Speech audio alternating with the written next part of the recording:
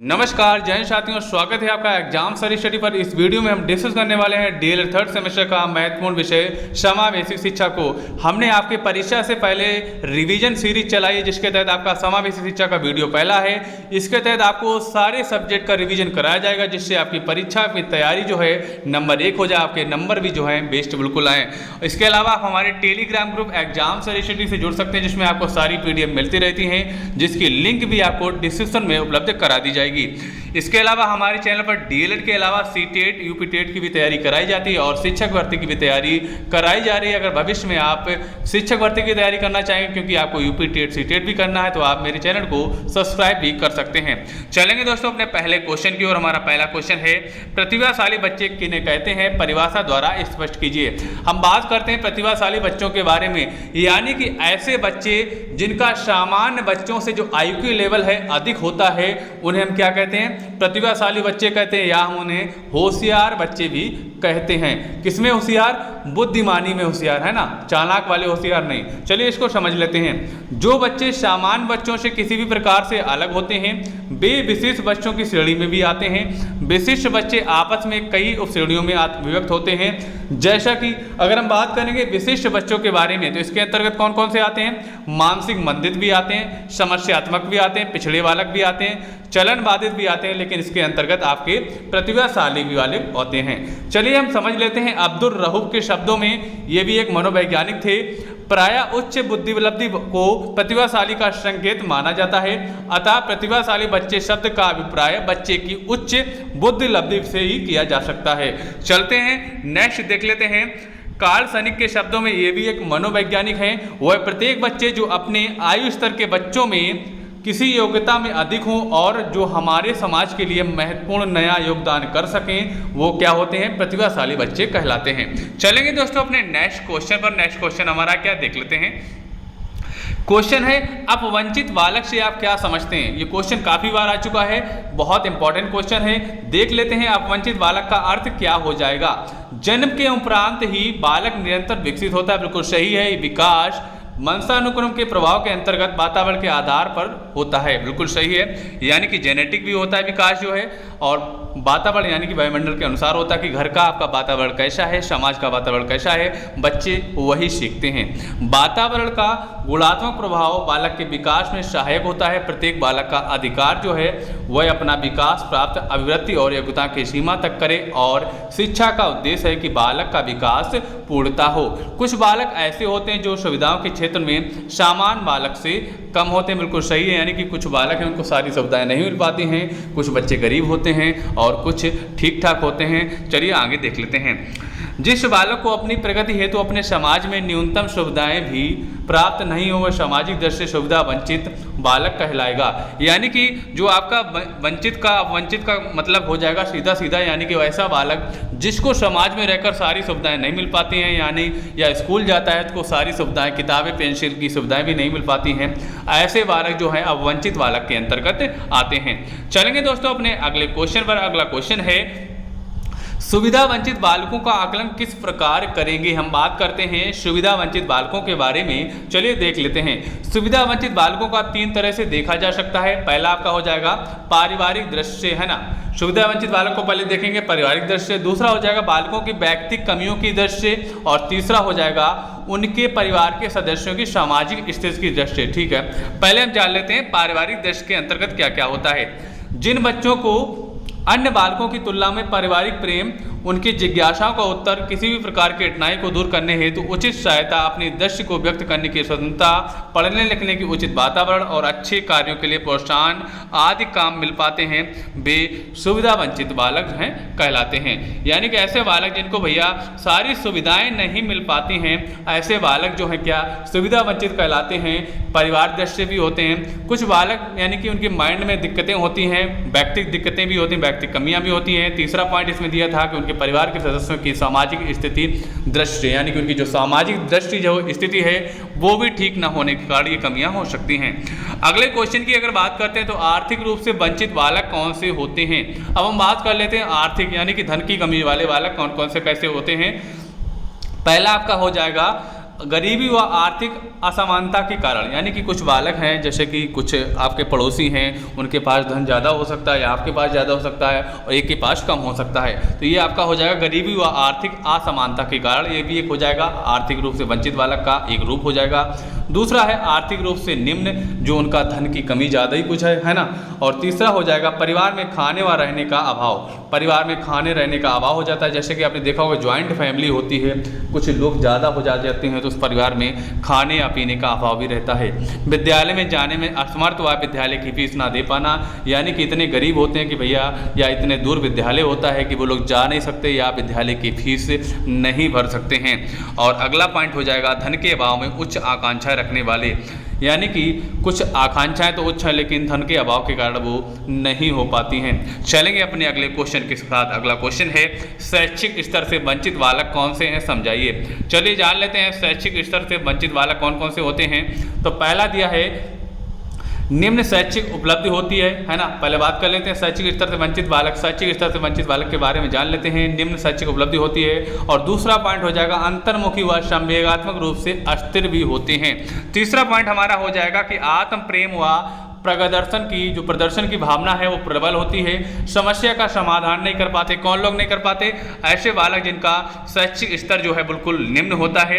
और आगे देख लेते हैं असुरक्षा की भावना से पीड़ित तथा विद्यालय में समायोजित नहीं हो पाते हैं। विद्यालय सामग्री व पुस्तकों के अभाव में नहीं पढ़ पाते हैं। और अगला पॉइंट है कि सुविधाओं के बाद भी खराब आदतों के कारण भी पढ़ने में से वंचित रहते हैं। अगला पॉइंट है स्मृति व रुचि के प्रभाव के कारण भी ना पढ़ पाते हैं, यानी कि बहुत सारे बच्चों की जो स्मृति है, जो माइंड होता है थोड़ा लो होता है, उसके अलावा उनको पढ़ाई में इंटरेस्ट भी नहीं होता है, जिसके कारण वो भैया पढ़ नहीं पाते हैं। अगला क्वेश्चन क्या देख लेते हैं।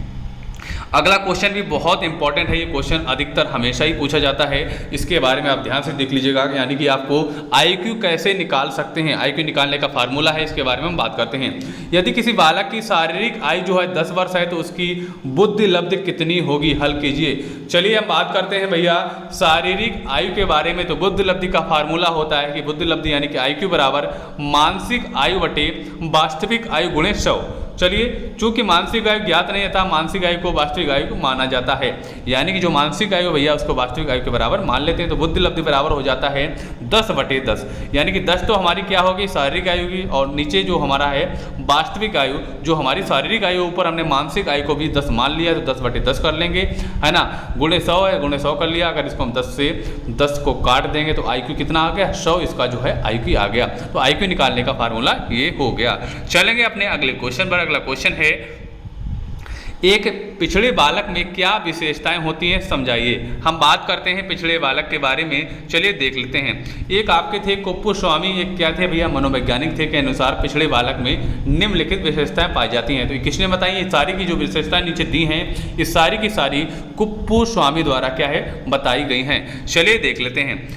पॉइंट पहला दिया इन्होंने बताया कि सीखने की जो धीमी गति होती है, किसमें होती है सीखने की धीमी गति? ये होते हैं भैया आपके पिछड़े बालक, है ना। किससे?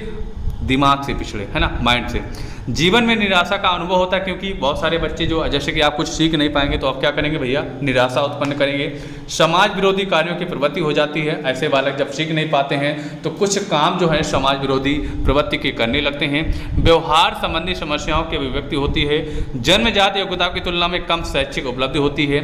सामान्य विद्यालयों में पाठ्यक्रम से लाभ उठाने में असमर्थता होती है। सामान्य शिक्षण विधियों द्वारा शिक्षा ग्रहण करने में विफलता होती है। मंद बुद्धि सामान्य बुद्धि या अति श्रेष्ठ बुद्धि का प्रमाण होता है। चलेंगे नेक्स्ट क्वेश्चन पर। नेक्स्ट क्वेश्चन हमारा है कि एक अध्यापक दृष्टि से बाधित बालक की पहचान कैसे करें। किसकी? दृष्टिबाधित बालक, यानी कि जिसको दिखाई नहीं पड़ता है, कम दिखाई पड़ता है, उस बालक को आप कैसे पहचान कर सकते हैं अगर आपकी कक्षा में आ गया है तो। चलिए देख लेते हैं। एक प्रशिक्षित अध्यापक पता लगा सकता है कि दृष्टिबाधित बालक में क्या लक्षण होते हैं। दृष्टिबाधित बालकों के लक्षण निम्नलिखित हो सकते हैं। पहला देख लेते हैं। यह बालक अक्सर सिर दर्द की शिकायत करते हैं। कौन?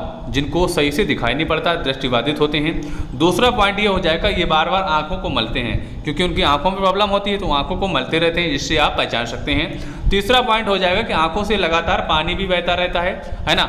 ये भी आपका थर्ड पॉइंट हो जाएगा। अब हम बात करते हैं जब ये वस्तुओं को दूर से देखते हैं तो इनके शरीर में तनाव रहता है, क्योंकि उनको जो वस्तुएं हैं सही तरीके से दिखाई नहीं पड़ेंगी, तो उनके शरीर में क्या है भैया, तनाव रहता है। कभी कभी इनकी आंखें लाल भी हो जाती हैं। और इसके अलावा अगला पॉइंट हो जाएगा कि इनकी आंखों का जो आकार है ना, आकार अन्य बालकों से भी भिन्न होता है, इनकी आंखों का आकार भी भिन्न होता है।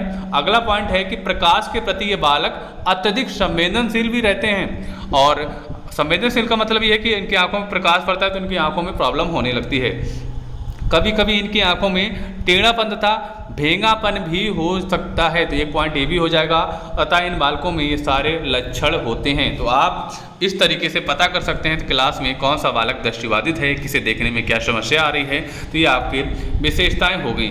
चलते हैं अपने अगले क्वेश्चन पर। क्वेश्चन बहुत इंपॉर्टेंट है, काफ़ी बार पूछा गया है कि निर्देशन एवं परामर्श में अंतर क्या है। जैसे कि आपने किसी को परामर्श दी और निर्देश दिया, तो इसमें अंतर क्या है ये पूछा है भैया, बहुत इंपॉर्टेंट है। चलिए देख लेते हैं। तो इस क्वेश्चन का आंसर क्या हो जाएगा, निर्देशन और परामर्श में घनिष्ठ संबंध होते हुए बहुत अंतर होता है। और कैसे अंतर होता है इसके बारे में हम समझते हैं। पहला दिया है कि हम्पीस एवं टैक्सलर के अनुसार, ये कौन है, मनोवैज्ञानिक हैं, निर्देशन एवं परामर्श दोनों क्या है, एकार्थवाची हैं, शब्द नहीं हैं। इसमें दिया है कि निर्देशन परामर्श जो एकार्थवाची नहीं है, यानी कि अलग अलग हैं। निर्देशन में परामर्श सम्मिलित है, निर्देशन में परामर्श सम्मिलित होता है। परामर्श की प्रक्रिया में साक्षात्कार एवं मूल्यांकन का प्रयोग साधन के रूप में होता है। किसमें, परामर्श में होता है भैया। क्या होता है, साक्षात्कार एवं मूल्यांकन का प्रयोग साधन के रूप में होता है। अब हम बात करते हैं एविंसन के अनुसार, ये कौन से दूसरे हैं, मनोवैज्ञानिक हैं, इनके अनुसार देख लेते हैं। इन्होंने कहा है कि परामर्श दो व्यक्तियों के संपर्क की उन सभी स्थितियों का समावेश करता है जिनमें एक व्यक्ति को उसके स्वयं के एवं वातावरण के प्रभावकारी समायोजन प्राप्त करने में सहायता की जाती है। ये किसके अनुसार होगा, ये एविंसन के अनुसार हो गया। निर्देशन संसार की प्राचीनतम प्रणाली है जिसके अनुसार अनुभवी व्यक्ति अपने अनुभव का लाभ दूसरों को देकर उनके भविष्य का मार्ग प्रशस्त करता है। ये किसका मतलब हो गया, निर्देशन का मतलब हो गया। चलते हैं अपने अगले क्वेश्चन पर, जो आपका बहुत इंपॉर्टेंट क्वेश्चन है, इनको देख लेते हैं जो आपके लिए लेकर आए हैं। क्वेश्चन है आपका कि डाइट के दो विभागों के नाम लिखिए। हम बात करते हैं डाइट के विभागों के नाम। पहला हो जाएगा सेवा पूर्व प्राथमिक शिक्षा शिक्षक प्रशिक्षण विभाग, जो जिसे हम शॉर्टकट में बोलते हैं PSTE, है ना। दूसरा हो जाएगा सेवा रहित शिक्षक प्रशिक्षण क्षेत्र अंतःक्रिया नवाचार समन्वय, जिसे हम IFIC बोलते हैं। चलेंगे अपने नेक्स्ट क्वेश्चन पर। क्वेश्चन हमारा नेक्स्ट हो जाएगा कि परामर्श की कोई एक परिभाषा लेखक के नाम सहित लिखिए। चलिए, जैसा कि आपने ऊपर देखा था कि परामर्श की आपको परिभाषा लिखनी है, लेकिन आपको लेखक यानी कि मनोवैज्ञानिक का नाम डालकर लिखना है, उनके शब्दों को लिखना है। चलिए देख लेते हैं, रॉबिन्सन के अनुसार लिख लेते हैं, परामर्श दो व्यक्तियों के संपर्क की उन सभी स्थितियों का समावेश होता है जिसमें एक व्यक्ति को उसके स्वयं के एवं वातावरण के मध्य प्रभावशाली समायोजन प्राप्त करने में सहायता दी जाती है, जो आपको हमने ऊपर बताया है। यानी कि ऐसे क्वेश्चन आपको पूछे जाते हैं। चलेंगे अगले क्वेश्चन पर। अगला क्वेश्चन है बाक दोष का अर्थ स्पष्ट कीजिए। हम बात करते हैं बाक दोष के बारे में। विकलांग बालकों में वाणी दोष वाले बालक भी बहुत होते हैं। वाणी दोष बालक या तो ठीक प्रकार से बोल नहीं पाते अथवा उनके द्वारा बोली गई बात जो है श्रोता को भली बार समझ नहीं पाते अथवा देर से समझते हैं। बोलने के दोष कौन कौन से हो सकते हैं, उच्चारण संबंधी दोष होता है, देर से बोलने के दोष हो सकता है, हकलाना भी हो सकता है, ओष्ठ विकृति भी हो सकती है, आवाज़ की समस्या भी हो सकती है, श्रवण विकृति भी हो सकती है। अगर हम बात करते हैं इसके बारे में, चलिए देख लेते हैं। बाल अपराध के दो ही कारण लिखिए, मतलब बाल अपराध जो बच्चे हैं क्यों कर सकते हैं। एक तो आपका पारिवारिक वातावरण हो जाएगा यानी पारिवारिक कारण, दूसरा हो जाएगा भौतिक वंशानुक्रम हो जाएगा, है ना। क्या हो जाएगा, भौतिक वंश यानी जेनेटिक भी हो जाएगा। चलेंगे अपने अगले क्वेश्चन पर। अगला क्वेश्चन है डाइट के दो उद्देश्य, है ना। उद्देश्य की बात करते हैं, शिक्षण अधिगम सामग्री का विकास भी करता है, कौन, डाइट करता है। औपचारिक एवं अनौपचारिक शिक्षा के बीच की दूरी घटाकर इनमें एकात्मक स्थापित करना काम किसका है, डाइट का है। अगला क्वेश्चन है विद्यालय पर्यवेक्षण के क्षेत्र बताइए। चलिए देख लेते हैं। पर्यवेक्षण की निदानात्मक भूमिका भी होती है, पर्यवेक्षण की मार्गदर्शन संबंधी भूमिका होती है। ये हमारे क्या हो जाएंगे, विद्यालय के पर्यवेक्षण के क्षेत्र हो जाएंगे। हमारा जो संपूर्ण रिवीजन का ये पहला पार्ट था आपको मिलेगा, दूसरा पार्ट बहुत जल्द मिलेगा। इसके अलावा और सब्जेक्ट के भी वीडियो आपको मिलने वाले हैं। अगर दोस्तों आपको हमारा वीडियो अच्छा लगा तो वीडियो को अवश्य लाइक करें, जिससे हमें अब क्या भैया, आप अगर लाइक करेंगे तो मेरा मर्जी होगी जल्दी वीडियो लाने की, जिससे आपका जल्दी वीडियो आएगा। उसके अलावा अलावा अगर आपने हमारे चैनल को अभी तक सब्सक्राइब नहीं किया, सब्सक्राइब कर लें, जिससे भविष्य में सारी वीडियो आपको मिलते रहें। चलिए आपको मिलते हैं अपने अगली वीडियो के साथ, तब तक के लिए जय हिंद, वंदे मातरम साथियों।